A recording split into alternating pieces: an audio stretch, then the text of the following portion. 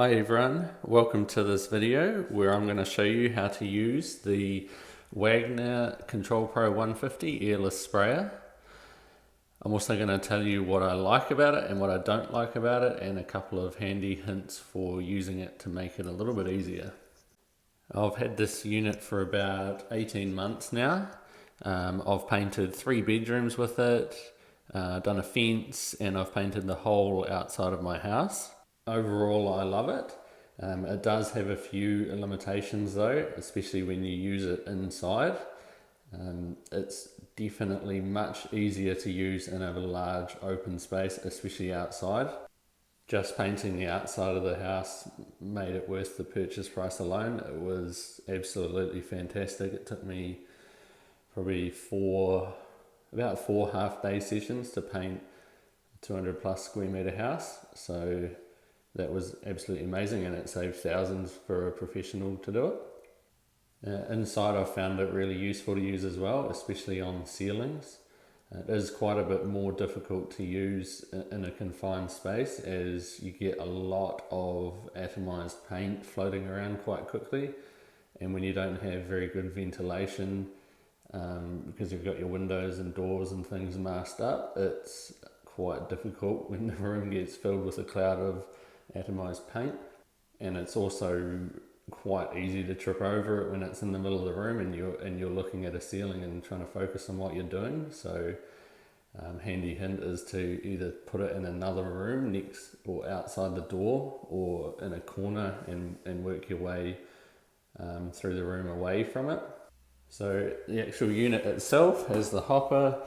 We've got the lid with the spray tip stored on top, and space for another one here if you buy a second one or you've got a different size. Inside we have the hose. You can see the hose is not that easy to clean. It's 7.5 meters long, so there's plenty of length on it if you want to put the sprayer away from you. We've got the gun head and the nozzle tip and all of the pieces of the gun, which I'll put together in a minute and show you how they go together. But first we're going to get this room ready for painting. I'm going to paint all of the walls and the ceiling apart from this one by the window, because that is going to be tiled, so no need to spray that, although you might see me spray a few pieces on it, just testing the gun or clearing the nozzle, things like that. So I've got some stuff here ready to mask up the room, so I'll do that, and then I will assemble the sprayer and run you through the setup and do a bit of a demonstration on this whole room.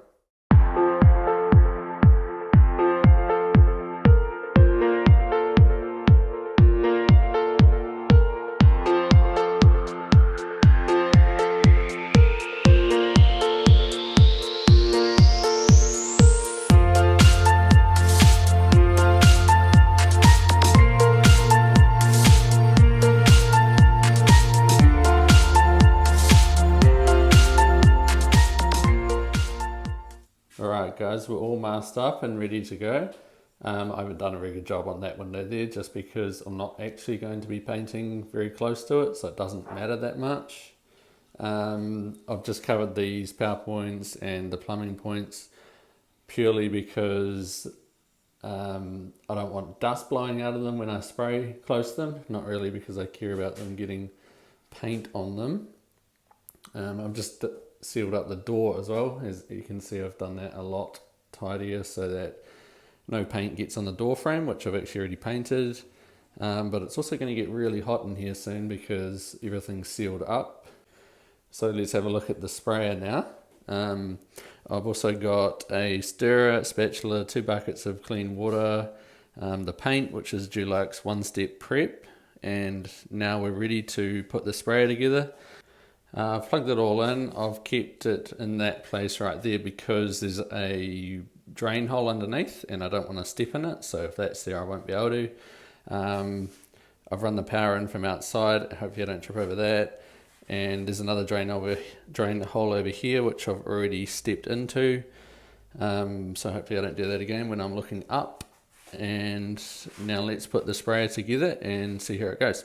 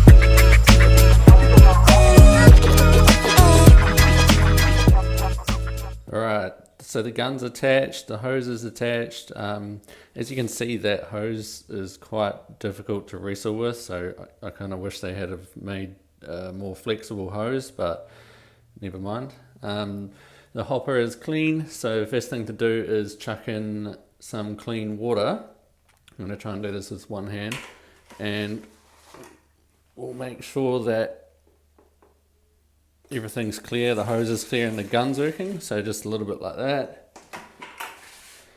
And then we'll switch this to prime, which is that one there, and we'll turn it on, and it's going to pump some water out through here. Also give this button here a push just to make sure it's clear.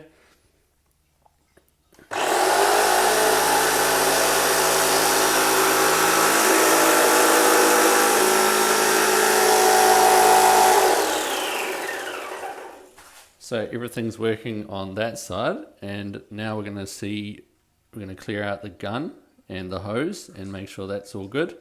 So we'll switch it over to spray, and we'll point this one at the, actually what I should have done is, should do this with the nozzle off, so we'll just take that off. Just because if there's anything in the hose, we want it to come out and not get stuck in the back of the nozzle before we start painting. So we'll try that now.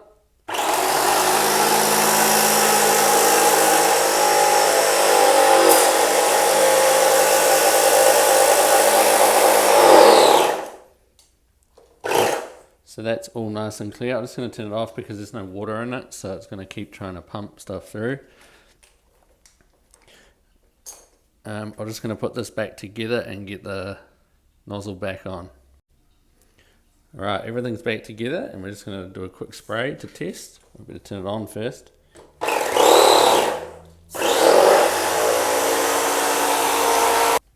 Alright, everything's back together this time properly. The nozzle wasn't on properly, so that's why there's water spraying out. So we'll turn it on again, and we'll give it a quick spray to make sure. So it's good, there's water spraying everywhere, so that's good. Just going to turn it off. So now we just need to tip this water back out.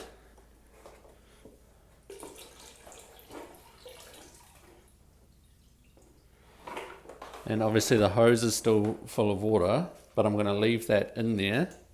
I'm going to put some paint in the hopper and push it through with the paint instead. So I'm just going to get that ready, and I'll show you in a sec. Alright, the hopper's full. I don't think I'll use that much paint, but it needs quite a bit in there to actually be able to push it out of the nozzle, so we can always pour it out later. The first thing to do, I'm actually going to water this down a little bit, but I'll use the water that's in the motor as well as a little bit out of the bucket.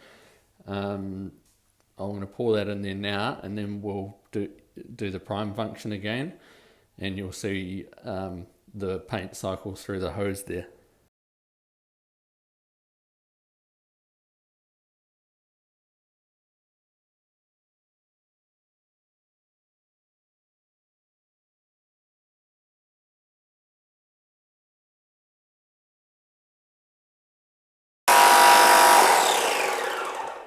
Alright, it's mostly mixed in. It would have been a bit easier to do with two hands, but that's all good. I'll get this out, and we're pretty much ready to paint. We just need to chuck the lid on.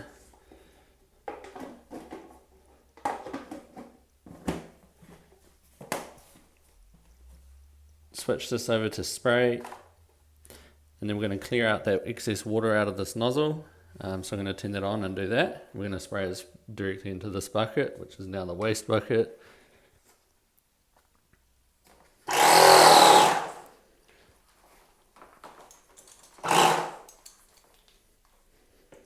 So I'm just going to dunk it straight in the water and spray. Hopefully it doesn't make too much mess.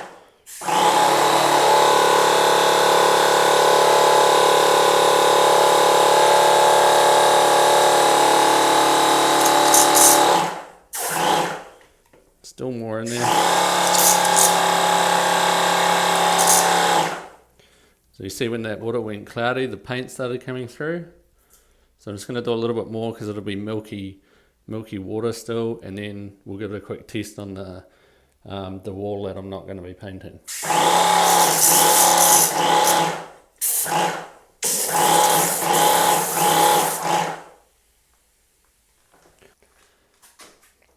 Alright, let's see if it's ready to go.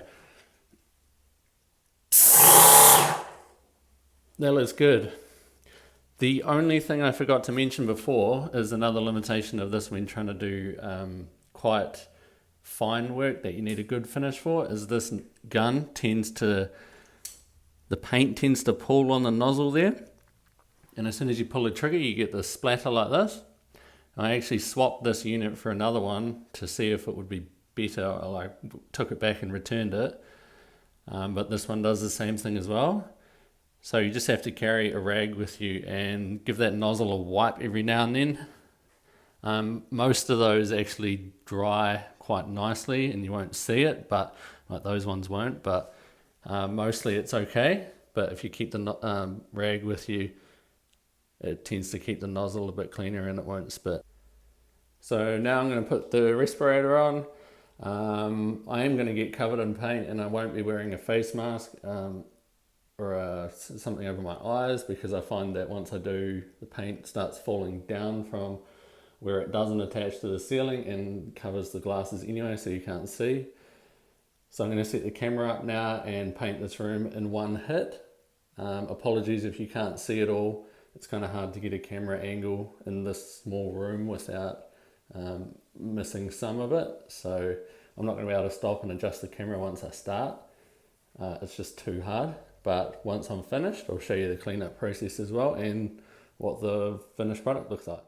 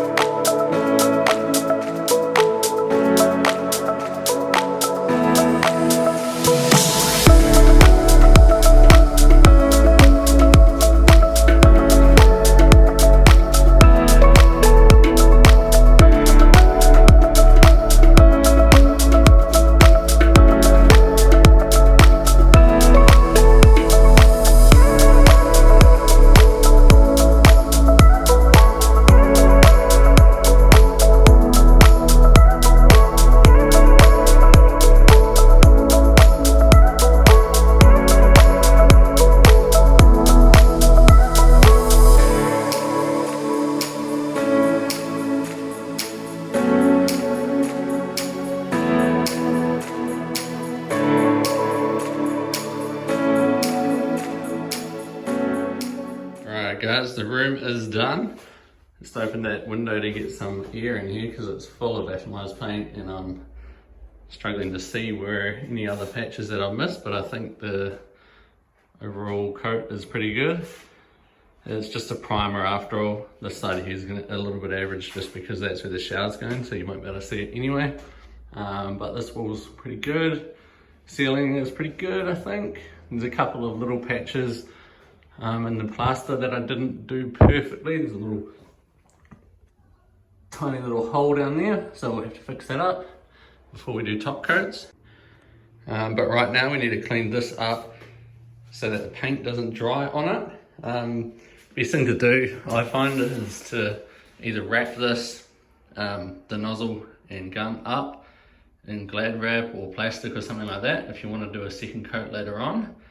I don't, so I just dump it straight in the water here for now, and I'm going to go outside for a couple of minutes to wait for this paint to clear, and then we'll come back in and clean up. Alright guys, the dust has cleared a little bit, so first of all we need to clear out the hopper, put excess paint back into here, although I think it was pretty much empty.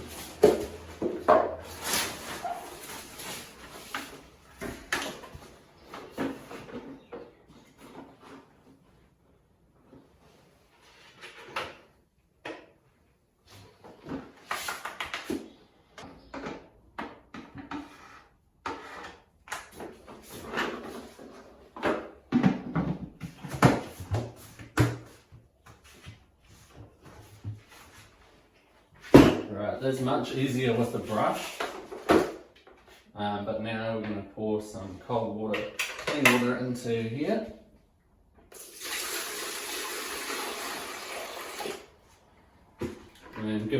clean.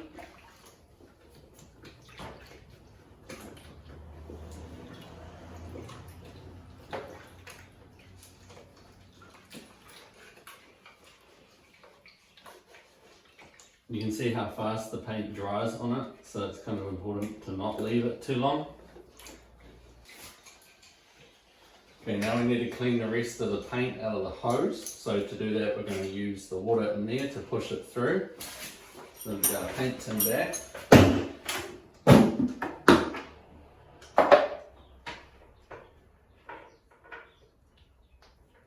We're going to take the nozzle off.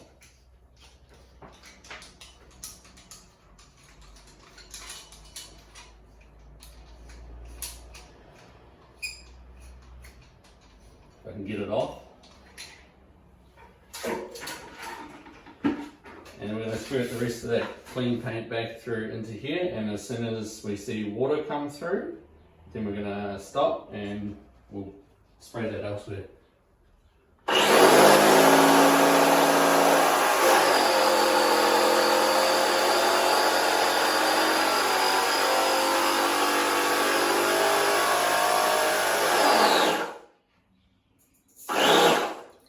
So that's water coming through there. There's still there's a bit of paint in it, but it's very watery. So we're just going to stop that there.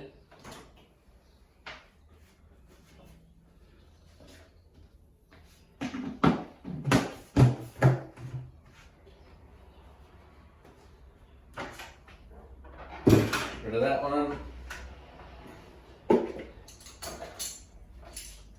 Now I'm just going to filter some more of this water through to get a bit more of the paint out.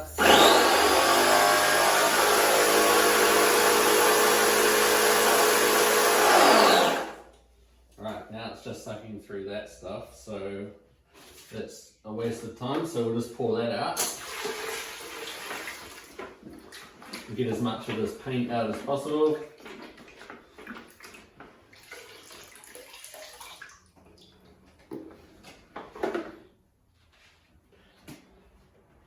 You can also take this filter out now because that actually holds a whole lot of paint in there. I'll chuck that in our bucket too. Actually, I'll take those out for a sec.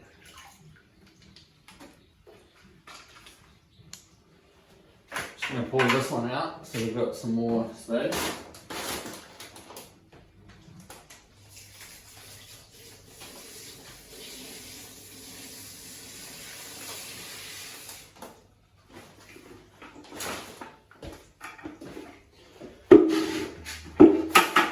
Now we can put some clean water straight into our hopper.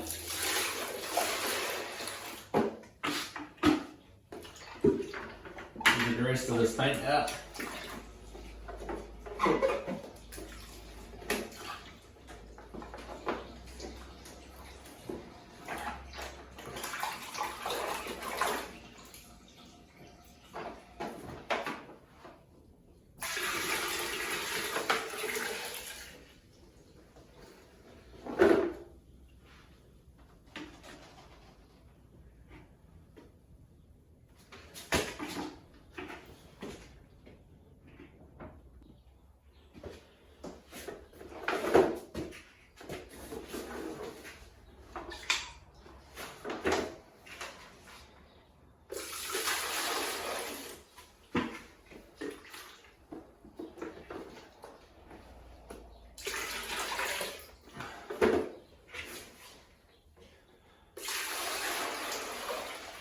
Alright, now we've got some cleaner water in here, we can run it through the hose.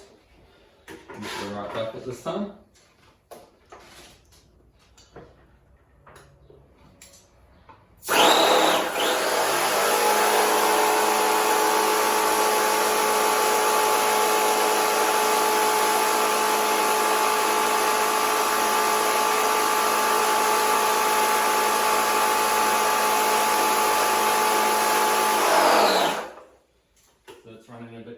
Through there. This stuff's still a bit dirty, so I'm going to pour it out and do it again.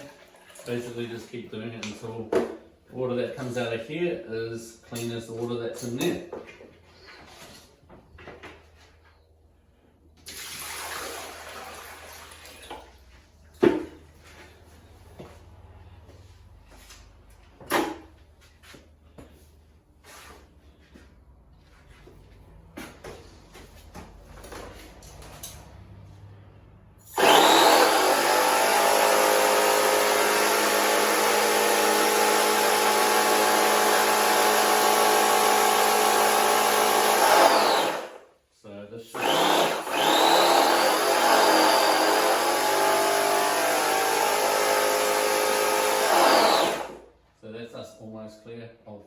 up in a sec.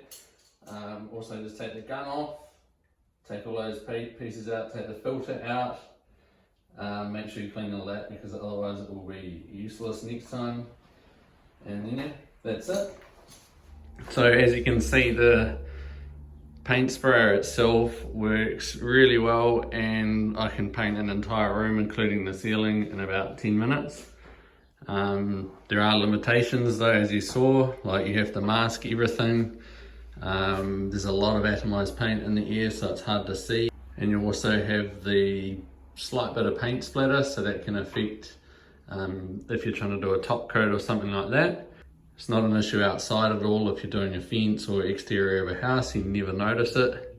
And you can also see the cleanup process is a bit tricky and takes a little bit of time, so it's really hard to justify using this sprayer for a small job. So it might even be worth getting one of the smaller Wagner hand sprayers as well, just to supplement this one for small jobs. But overall, I love this sprayer. It was worth every penny, especially like I said, just for doing the exterior of the house. It saved me thousands of dollars and didn't take that long. So I definitely recommend it for anyone looking to do a bit of their own painting at home. As always, if you liked this video, give it a thumbs up and make sure you hit that subscribe button below so you don't miss out on what I get up to next.